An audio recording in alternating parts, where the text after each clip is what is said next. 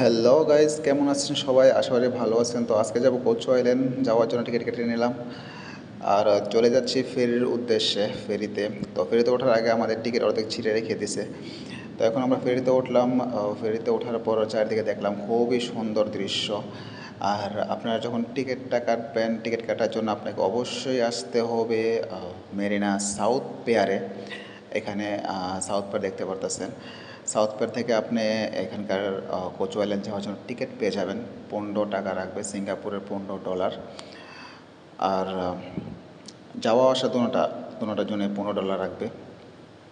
আর যাওয়ার আগে একটা জিনিস অবশ্যই খেয়াল রাখবেন, আপনারা যখন এখান থেকে যাবেন তখন আপনারা অবশ্যই আপনাদের সাথে শুকনো খাবার পানি যতটুকু সম্ভব নিয়ে যাবেন।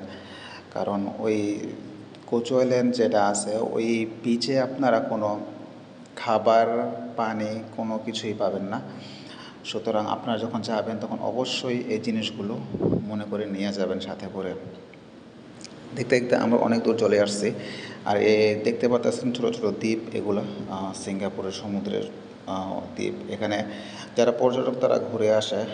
সাধারণত যারা জেনারেল পাবলিক তারা যাইতে পারে না, ফরেনার যারা, আমরা যারা কাজ করতে আসি। আর ভিডিওর ফাঁকে কত কিছু ছবি তুলে নিলাম। আর এটা হলো অন্য আরেকটা দ্বীপ, এখানে অনেক লোক নামবে। আমরা যাব অন্য আরেকটা দ্বীপে যেটার নাম কোচু আইল্যান্ড।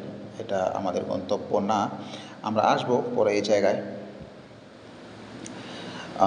দেখতেই পাচ্ছেন চারপাশের দৃশ্যগুলো কত সুন্দর। আর এরই মাঝে আমরাও চলে আসলাম কোচু আইল্যান্ড।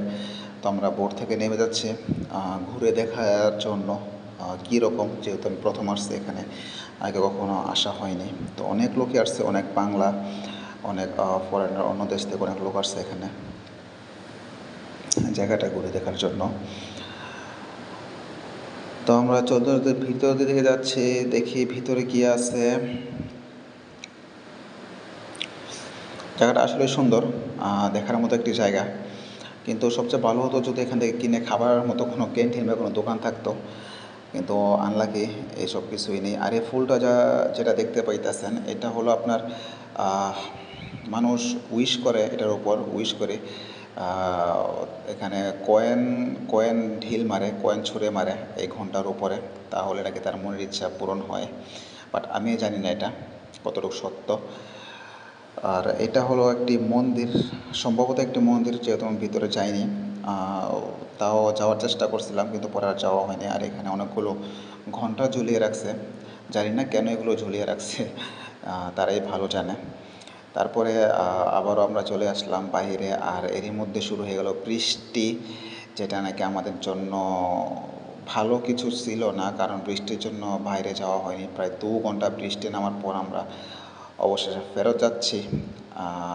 তো আর তেমন ঘোরা হয়নি। ভালো থাকবেন সবাই, দেখা হবে অন্য ভিডিওতে।